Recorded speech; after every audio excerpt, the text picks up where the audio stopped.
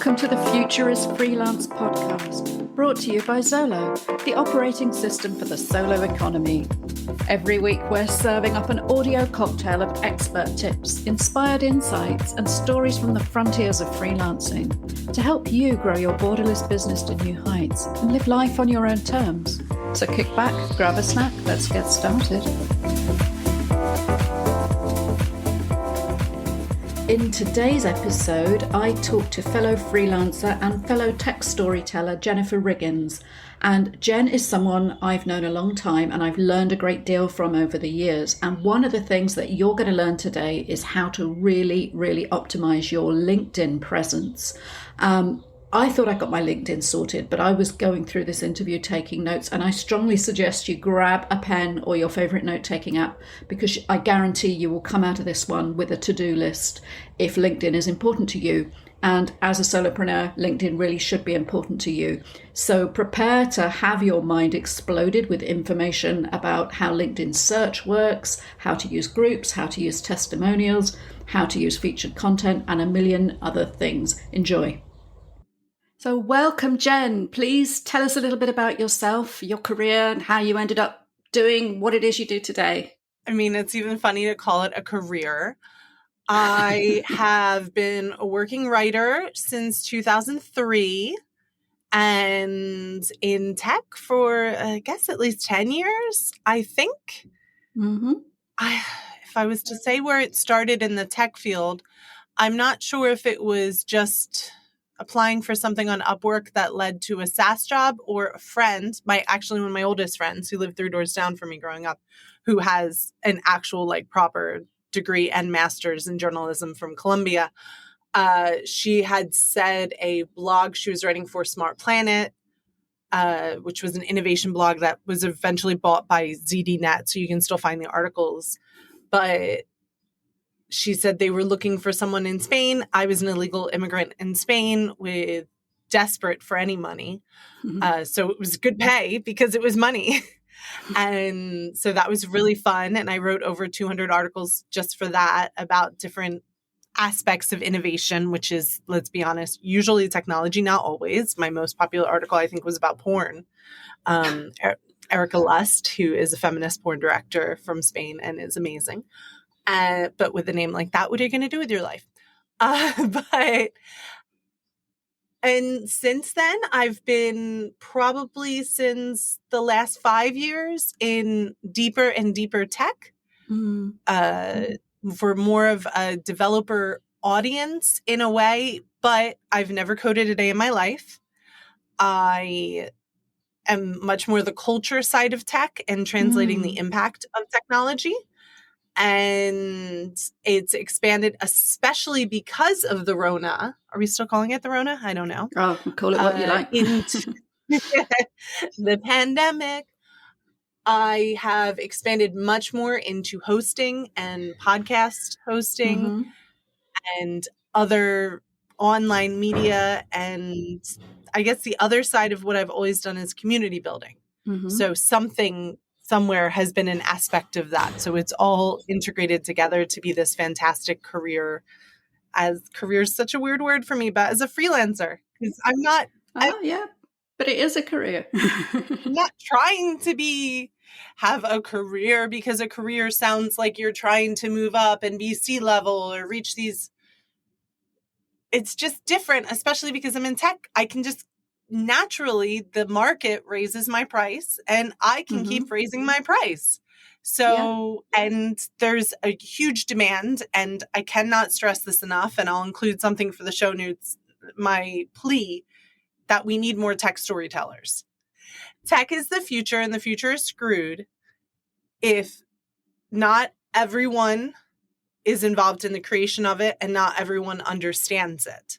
Tech is increasingly personal. It's in our bodies. It's in our homes, in our cars, in our hospitals, in our churches, since the virus, everywhere. And if people are not participating in the creation of it and participating in understanding it, and by people, I mean a diversity, not the white men and Southeast Asian men that are by far participating and dominating the tech market, the future thus is screwed. So I think there's a lot of, there's a need for that. There's a demand. So I want more people to do my job. I need more competition. 100%. Okay, there's a call to action for you in the first few minutes. We need more diverse storytellers in tech, in these future developments, because the world is changing so fast now, and if we don't make sure that that change is inclusive and bring people along with us, then we're going to end up with a very lopsided future. And that's really what this podcast is all about. It's about talking about those future breakthroughs, the people who are doing the work, and building those squiggly, interesting, you can, if the C word career is not appropriate, then we can call it just making a life for yourself, finding out what skills you bring to the table, and then building a business around that and going from one niche to the next. I love that you've ended up in this space where it's all about the culture and the people who are developing these amazing new things, because I think that's where the social impact stories really come out, and this is how this stuff is going to affect our lives. What kind of content do you love doing best, though? Because I know you started as a writer, as I did, and we've all ended up with a much richer environment to do this kind of work. A mix between panel hosting, leading discussions, and long form writing. I am not a short form blogger. I am a feature writer at best, and I have my editors are hit or miss if they like that or not, because my style is longer form, but that's also has a benefit because that is good for SEO. My articles get good time on page and they have better SEO because of it. But it's also just my style. Also not very news driven. Sometimes obviously things are new and newsworthy, but more story and experience driven.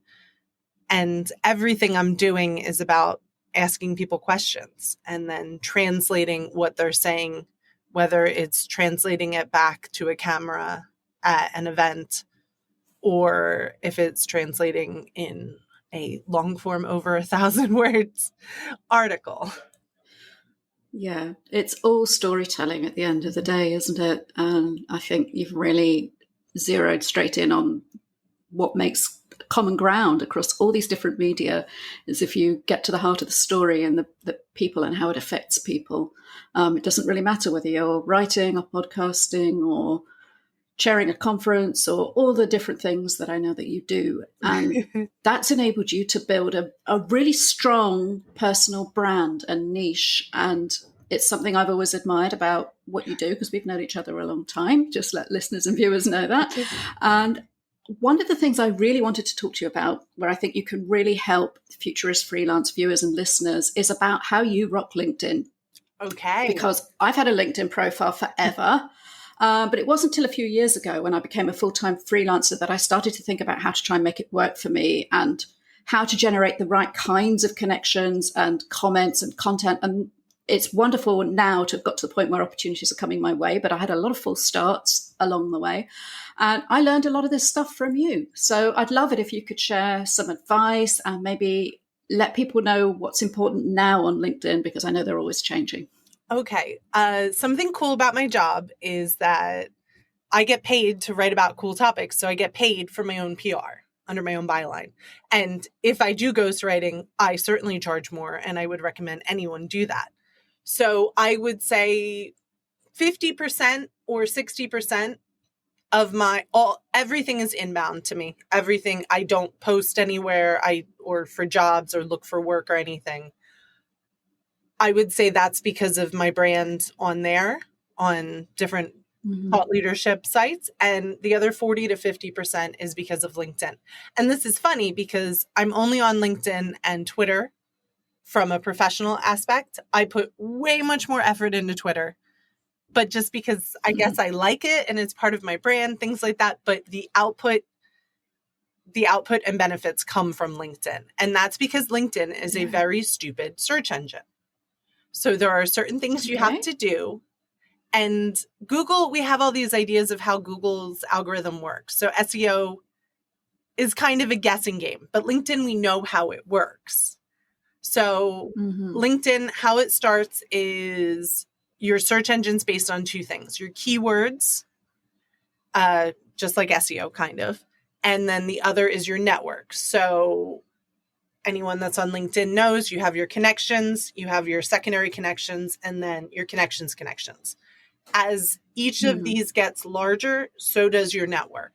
So you want to connect with people with a lot of connections. You want to connect with people that are, if you're not just an online freelancer, if you're doing something that involves local, you want to connect with people that are geographically near you. You want to connect with people that have interest of you. And then you want to be active on LinkedIn. So how you're active on LinkedIn is very different. So you need that network and you need those keywords, which there are certain points in a LinkedIn profile where you want to hit those keywords. The most important is the headline. The headline, so originally it was 60 characters is what you want your headline to be because of mobile. But honestly, nobody's really checking LinkedIn that much and searching for people on mobile. They're searching the computer, so you can max out on this.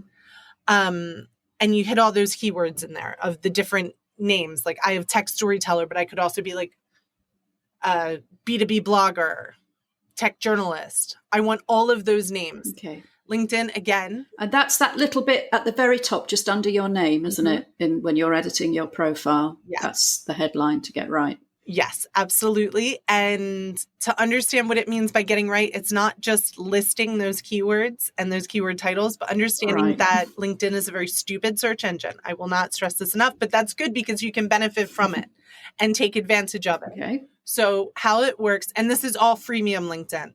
I firmly believe if you're recruiting, there is value in paying for LinkedIn job ads, things like that. But I mean, as an individual freelancer, if you're using LinkedIn right on the network and the keywords, you should not have to pay for LinkedIn. So this is all freemium. Okay, that's good. Something else to understand about LinkedIn is it doesn't understand punctuation. It understands periods or full stop. Right. And like commas, and that's about it. So if you're going to do all these titles, you do like a space between them or commas, or trending on LinkedIn still, and this has been for like 10 years now, is the pipe, which is like the straight line that for mine is above the forward slash on my MacBook as I look at it now. But no idea where it is. Oh, it's on the one on mine on a European Mac. There you go, British Mac. There you go, Alt 1. Yeah. Still don't know how to get the pound sign on. So it's that long vertical line, the pipe. Yeah. Like a long straight line. It's called a pipe. But you can also Google pipe and then copy paste it, which I've done for years. And LinkedIn likes that, does it? The pipe. So what it is I would do, for example, tech storyteller space, pipe, space, tech journalist, and so on. And all these different keywords have the word SEO in there, have podcast host, event host, online event host. Well, event host and online event host would pick up for the same keywords. But I would do the spaces around those terms because otherwise I always use SEO as an example. Google knows SEO means search engine optimization. LinkedIn does not. So if someone's looking for SEO and they're searching for search engine optimization and I only have SEO written in my profile, I'm not going to show up, and vice versa. Right. It understands very few keywords or acronyms. HR is obviously one of them because that's like what it does. But so this is the plot of your basic keywords of LinkedIn. And then that flows through to every job title. Then it flows through to as much as possible as you can do in job descriptions, in your summary, everything throughout that, even LinkedIn recommendations, the only difficult part of your LinkedIn profile, because it relies on another human being. So you can write it for them with your keywords and what you want to address as your unique value proposition. And then they still have to post it, but it's still one less step and more likely that they'll do that. And then on the other side is the network, and a trick for the networking to show up in search engines, because typically your connections and then your secondary connections show up more than your tertiary connections and further, is to join a bunch of groups. Don't do anything in groups. LinkedIn groups are cesspools of self-promotion, but be in them. I forgot they were there. Yeah, I forgot LinkedIn had groups. Oops. You can be in up to 50 groups, no matter if you're freemium or premium. And you are Okay. secondarily connected to every member of every group.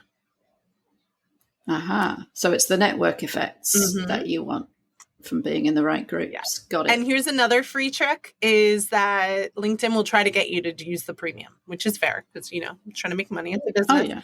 But so often it'll give you just the option to follow or to in-mail people. But then you can go ... on their profile or more info or whatever it is, and you'll find connect in there hidden. Find a connect button. Yeah, So absolutely. Yeah, they've hidden that away a little bit, haven't they now? Because they want to make it more difficult. Yeah, I've actually got premium at the moment because I got it through LinkedIn for Journalists free for a year or something.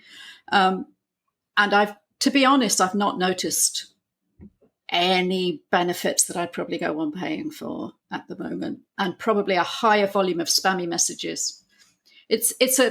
You go on one of their training courses and they give you premium for a year. But is LinkedIn for Journalism a training course that you got value from, or I'm intrigued? No, I can't remember that much value from it. I did it for the freebie. So yeah, confession time. But because I wanted to experiment with premium and I didn't want to pay because I'm a freelancer, and that's not where I put my budget at the moment. But as I say, the only thing I have noticed, it's nice to get more analytics on who's viewed your profile. You get slightly more insight. If people who've got their privacy settings, it kind of removes one layer of that, I think, except for the people who've really locked it down and it just says someone. And you also get, what else do you get with the freemium? I think you get, actually one thing I get is higher volume of spammy messages. So I think that must mean that it puts your profile higher up the search results. Or on the other hand, maybe you've just grown your network, which then inherently there is a network. Maybe, yeah. I can't split test it.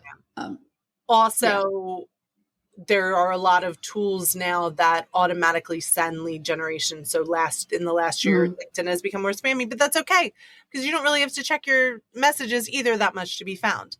The other thing that you need to do once you've got these set up in LinkedIn and your LinkedIn is good and interesting, and maybe you have a touch of personality, dare I say, in your summary, your description, info, whatever it's called, about, I think it's called now, not summary. Once you have all that, is posting on LinkedIn. And then that fits a very specific pattern as well. LinkedIn changed its algorithm about 2 years ago now, I want to say, because like most things, it was having a high bounce rate, which is bad for its own SEO and, of course, mainly for its selling of ads and things. Social media and all websites want you to spend more time on page. So because of that, they have downgraded external links. But then my job is to publish links to others. Like my job is to be publishing everywhere else. Yeah. So that's a conflict then. How do we resolve that? Okay. First, I would make it a goal to try to post, honestly, 5 days a week, but only once a day. Okay. And I found this pattern across several client pages that I manage on LinkedIn and across my own. So if you publish more than that, it kind of dilutes the effort and it's not really worth it. So the first thing is, for any LinkedIn post, add as many people as you can that would be relevant, up to the maximum of 50. So anybody. Right. So tagging them individually with names. Right. Yes, I had seen that as a trend. To the point I've started to get a little bit irritated with being tagged in a load of random stuff. And you're like, okay. Not quite sure why you think that's relevant for me. I always go and have a look, particularly if it's someone I know personally or professionally. But obviously, once you get to a larger network, you don't always know. So it's worth doing that than just tagging a load of folks. To be fair, the people I'm tagging are in the articles I'm writing, so they would be very relevant to it. For a client, I may be sharing an article that I had nothing to do with, or we have nothing to do with, but maybe is in a topic like one client is in sales outsourcing for tech companies, or another client it's just launched, just had its first seed round. So it's about brand recognition, building things like that. People don't know it yet, out of stealth mode. So it would be about sharing a very big thought leadership article and then tagging everyone mentioned in it, or tagging journalists like myself sharing their articles, because then that's a way for that journalist or that tech writer or that marketer to be aware of that brand, and maybe they'll follow it, things like that. Okay. So I wouldn't do it just in a spamification. It's just LinkedIn, not too much. Yeah. So be a bit tactical, be a bit thoughtful. You don't have to use your 50 places, but if you tag the right people in the right post, then hopefully that will please the algorithms and your network, as opposed to annoying either of them. What about the thing of including links, though? Because you said you thought the algorithms were deprecating that. How do you link out to your stuff? First, it helps if the source links to it first, because sharing LinkedIn posts, LinkedIn likes, because that's interaction in the website. Right. So if, say, the new stack shares already a post, it would be better for me to then share that link. So they bear the burden of that external link, not me, because I'm internally linking. Okay. You see, I'm sorry to interrupt, but listeners, you've got to know I am still learning stuff from Jen about LinkedIn after all these years, because I did not know that. I've always thought, yeah, it's brilliant that the publication's made a post about a thing I wrote for them, but I'll make my own post, tag them in it, and we'll both link out. Yeah. But it would never occur to me to share their post, which has already got the outbound link, so I don't get penalized for that. Yeah, and then still add a genuine note. Often the places we write for are printing in such higher volume, they're not customizing those posts very much. So that's a greater opportunity, because that's when you tag people as well. And usually my post of someone else's post is way more, but also because I have thousands and thousands of followers on LinkedIn, things like that. Also, LinkedIn post shares, it's very important, the golden hour. So the first hour you post something really matters if people share it, but especially comments are incredibly valuable. So if you want to give a gift to someone, like you want to support someone that's having a bad day or a bad time, or someone that like you really like what they're doing, or to increase your support of diversity, equity, inclusion, the lowest bar you can do is comment on someone's post. That, especially right after it publishes, and typically the home screen, I guess, I don't know, of your LinkedIn shows stuff. Yeah, so if it's there in your feed in real time, then it's likely something pretty recent, maybe. Yeah, so then you just comment on it, that goes zoom. And then if they respond to that comment, so if you work with people or need help, ping people right away. Like I have through the sales outsourcing company I do marketing for, we have a channel, not of like the 100 salespeople, but I do hit notify employees. You can do that every 24 hours for free as well on LinkedIn pages. Incredibly valuable. Okay. Except probably in the tech world, because developers try to avoid LinkedIn like the plague, but everyone else is very interesting for LinkedIn. This great resignation, they're getting pinged a gazillion times. I know people that actually write, I don't want a job as part of their name on LinkedIn. But so we have like a group of maybe 15 people that are like more leadership and active on LinkedIn. And I do an @ channel, or at all, because they're using Skype bizarrely for this company, instead of Teams or Slack or a useful tool. So I just @ to all them and say, come on, go. Sharing is caring, but comments are quick. Because maybe they don't want to use, and it's totally fair that maybe they don't want to use their reasonably one share a day on that article. But if they make a comment, especially in that first hour, zoom, it will do substantially better in views. Right. That's really interesting, because we're addressing a global audience here. So that suggests to me it's really important to know when your network is online, which might not be the same time zone that you are in. You might need to think about timing your post. For example, those of us living in Europe, if we have a more global audience that includes lots of people in the US, don't necessarily post in our morning. No, probably 3 or 4 o'clock. Because if a lot of your network's still in bed, people tend to look at LinkedIn earlier in the day, and it's then a morning thing, after isn't it? lunch. Yeah. And Fridays, when people are burnt out their job. So Fridays are when you should do your most important post, whatever it may be. Also, very interesting. Mix it up. Don't always do links. Bring discussion. The other trick you can do, which is good for post views, if your goal is traffic, I don't know if this is the best if your main goal is traffic to the website. If it's, as a freelancer, more just overall branding, this is a good trick. Text only, picture, upload the picture first, and then you can add a link or add the link in the comments. But mix it up. Maybe don't always add things. Also, publishing an article on LinkedIn articles, huge.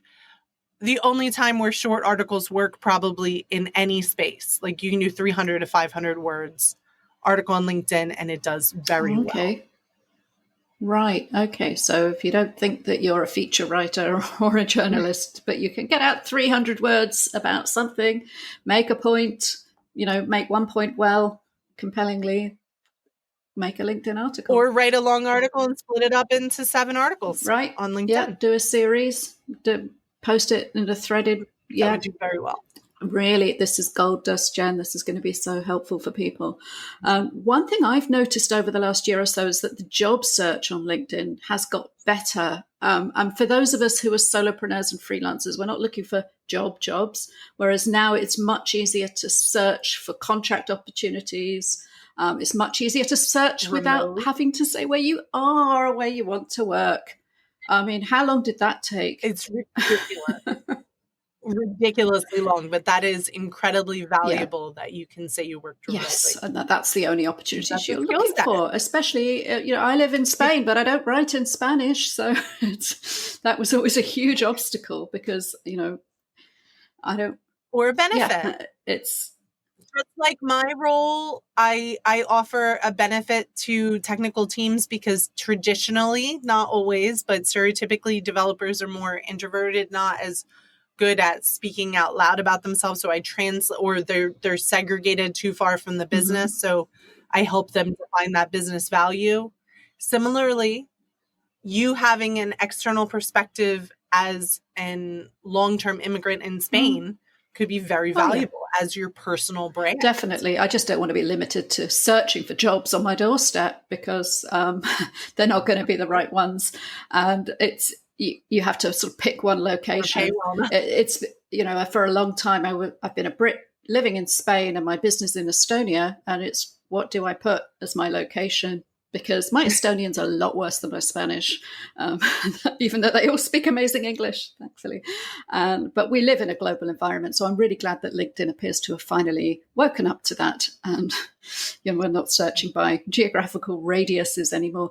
They've also done some interesting stuff recently with different modes for profiles, like creator mode. What's your thoughts about that and different ways to display? I don't know about this. It's something. Tell me about this. I was going to ask you about it. It's quite new. So it's something that I was invited to turn on creator mode, which is supposed to give more, I think it may be more space on your profile. You can feature more content that you've put out there. How this gels with deprecating outbound links, generally. It doesn't. Because obviously that is going to take people away from LinkedIn. They're not. I told you it's not the smartest. It's not the smartest search engine. It's one you can mimic. But that is one part we didn't talk about, the featured section, which is the part where you can highlight certain works. You can upload or you can link out. LinkedIn doesn't care. Right. Kind of like a mini portfolio. Because I honestly don't believe you actually need a portfolio or a website unless you're a more physical art designer. I haven't got one. I send people to LinkedIn. It's my CV. It's my home. So. And do you keep your featured items updated? Because that's usually the problem, that people's are very outdated. Yeah, ish. Yeah, that's a good reminder. Thank you. You're absolutely right. I've got some good stuff there, but it's not the most current. So that's really important. And I think, for years I've been thinking one day I'll get like a proper professional website that pulls together all the different things I do. And for the time being, my name domain is pointed at my LinkedIn profile, as it has been forever, because that's where the work history, the testimonials, the portfolio, and everything is in one place. So it's a free thing that LinkedIn gives you to point people at. And I tell you one thing, just while we're talking about profiles again, is I didn't realize until really recently that if somebody's logged out, they see something different.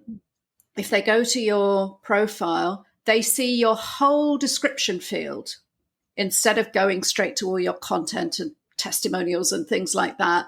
They see your description as kind of like a long form CV, essay. Well, mine's long form, so you can put a lot in there, and whether it's picked up in search or not, because it's 300 words down the page, it's well worth writing a long description, because people will see it if they're coming in and they haven't logged in. If they just see your link somewhere on a different site and come and check you out, the first thing they see is this sort of name, headline, description. And so you can put a lot in there, and that's my CV. If anyone wants to find me, there's only one of me. Repetitively cram those keywords, cram all those keywords in every single job description, because nobody's reading that past the top 2. No one's probably clicking on it anyway. Cram all that stuff in. Yeah. What shows up on search engines completely depends on your privacy settings and what you have available. I personally wouldn't accept anyone where I couldn't see their photo unless it was someone I specifically knew. A lot of people don't know their privacy settings. So it's a good thing to check out on your LinkedIn is you can see different levels of visibility as well. Like LinkedIn lets you mock that up. So you know, so you do like really view good. Profile as and see it how other people would see it depending on their relation to you. Yeah, that's really important. Yeah. And then for featured items, I don't know about this creator mode. That's very interesting. That I'm intrigued when you turn it on. But I think featured items, probably 4 is the most, because that shows up on a page and a section. And I would put it on my calendar to reinvestigate every maybe 3 months or so to check out if it was okay if you're a creative freelancer. And that's another trick. If there's like something really important that you want to promote, ping it as featured right away. It will show up as your last featured item. It will get super juice again. It's another super thing, just like people commenting on it. Right. Brilliant. So it doesn't need to even be your specialty. That's a really easy way to pivot as well. And LinkedIn, again, like you choose all your job titles. So you choose what you want to be. So LinkedIn is a very capable way of pivoting and rebranding and evolving as your needs evolve. But you just have to keep up to it. Doesn't mean my LinkedIn's perfect. I often give advice and don't follow it. But my LinkedIn sharing is very good. That doesn't mean my profile has been revisited in a while. But no, that's really important, the point you just made about how easy it is to kind of pivot into whether it's an adjacent niche or a completely different and opposite one. But very often, I mean, I think what you said about reviewing it quarterly is a good idea, maybe to check your whole profile, because you might find, particularly if like Jen and I, you're working in tech, for example, it moves so fast. A year ago, I did not have that I was writing about metaverse projects in my profile. Because metaverse didn't really exist. It was just because what was that? Just an MCU thing. Yeah. It was a sci-fi thing. Yeah. Whereas now that's coming up more and more in the future of work, future of business, Web3 stuff that I'm writing about. And it's become an important search term. So that's got to be in there. And I better make a note to go and check after this recording that it's up there. I don't think it's in my headline, so timely reminder. So lots of really valuable, actionable stuff there. I'm aware that we're going into a lot of depth and length here, but I think this is all going to be super helpful. I think it's important that we just talk a little bit about testimonials and recommendations as well, because you mentioned asking for them and telling people what to write is a really good one, but any other ways people can optimize that? Anytime you're reliant on someone else, you need to. So with recommendations, anytime you have money, numbers involved. So number of people you've managed or indirectly managed, getting recommendations from people that not only you managed, but maybe managed you worked in a partnership with, clients, things like that. I try to make it, if a client and I are done, because some things don't last forever. And frankly, how you're going to continue learning as a freelancer if you have the same clients for too long, unless you can outsource that to someone else. And then that's exactly what you want. Look to outsource the things that don't interest you and then do the things you do well. But of course, under your own byline, I think you should always write under your own for your own byline. But I guess I write for other people's bylines, so that's ironic. Another area, so make it as part of that. Like, hey, we're done. That's great. It's been great working with you. Maybe we'll work together again. Can you give me a LinkedIn recommendation? Bullets. This is what I would like. And then they may add their pizzazz or not.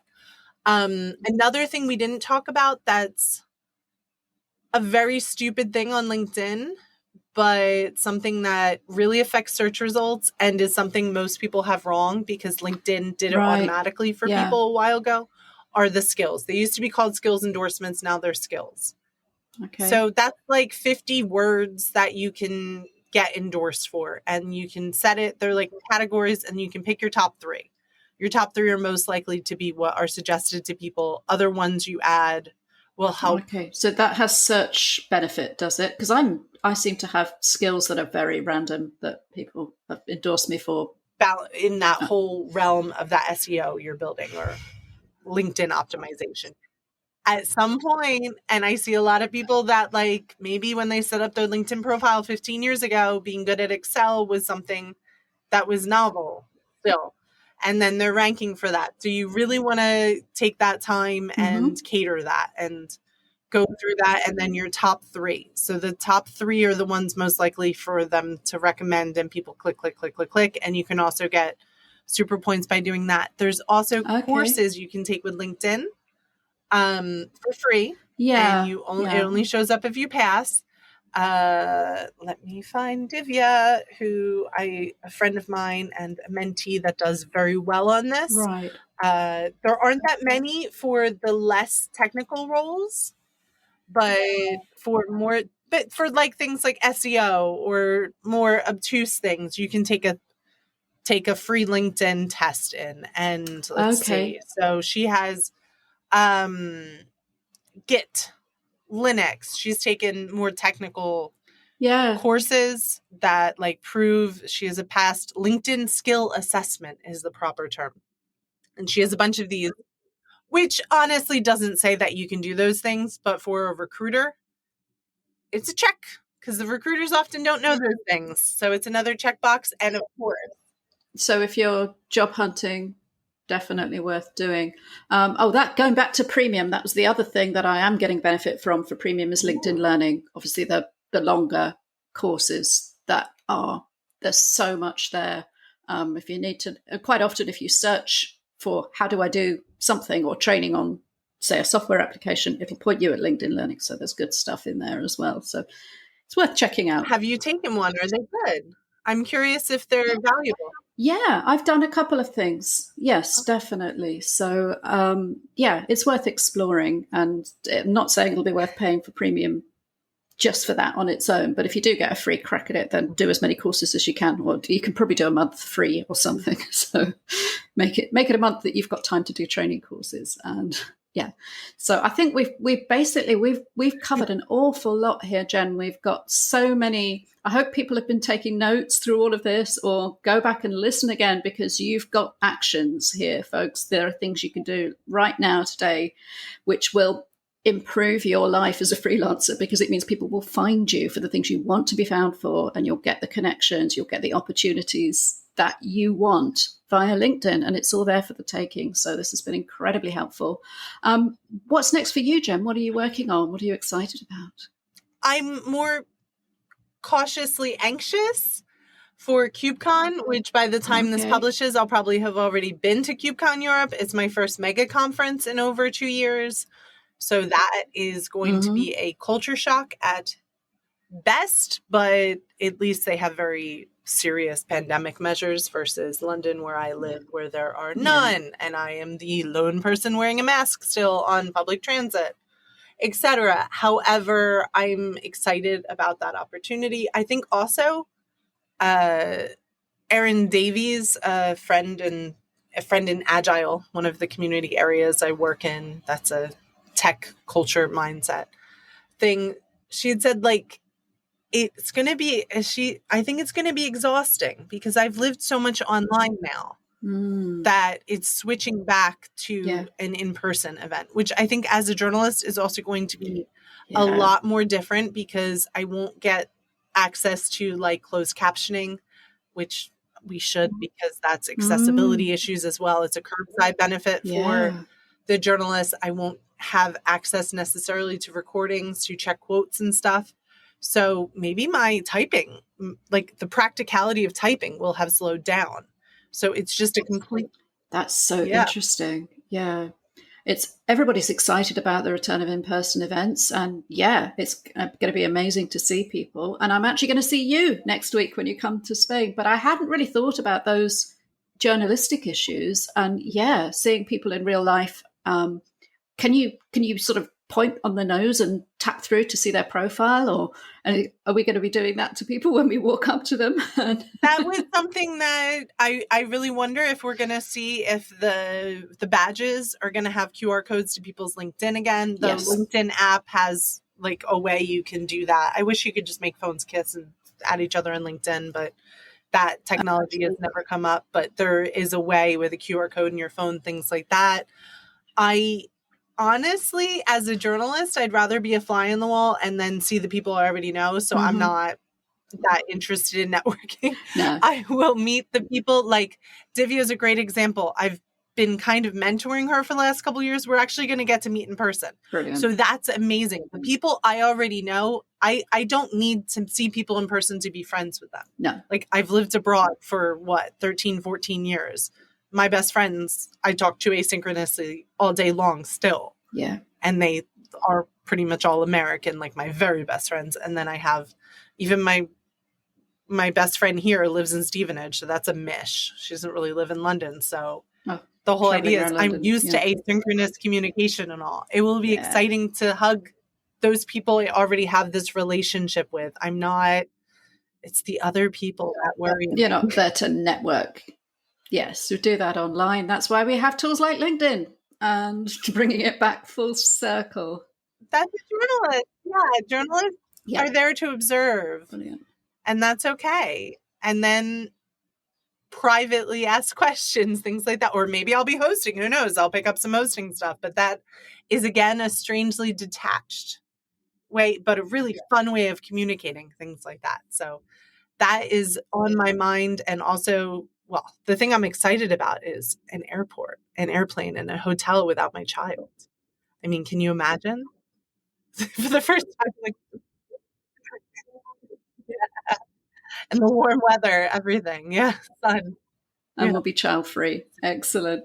Well, we'll have to catch up about that event afterwards, because I think we definitely want to do some episodes about the return of real-life events and how that's differing from what we've all become accustomed to and how that space has evolved. But in the meanwhile, what's the best way for people to keep in touch with you, Jen, and follow your work? Obviously, you're going to say LinkedIn, right?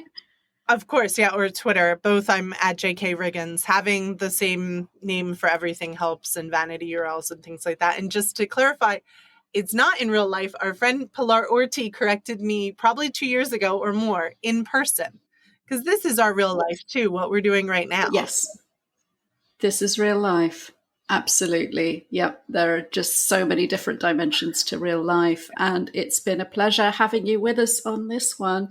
Jen, thanks so much for being on The Future is Freelance.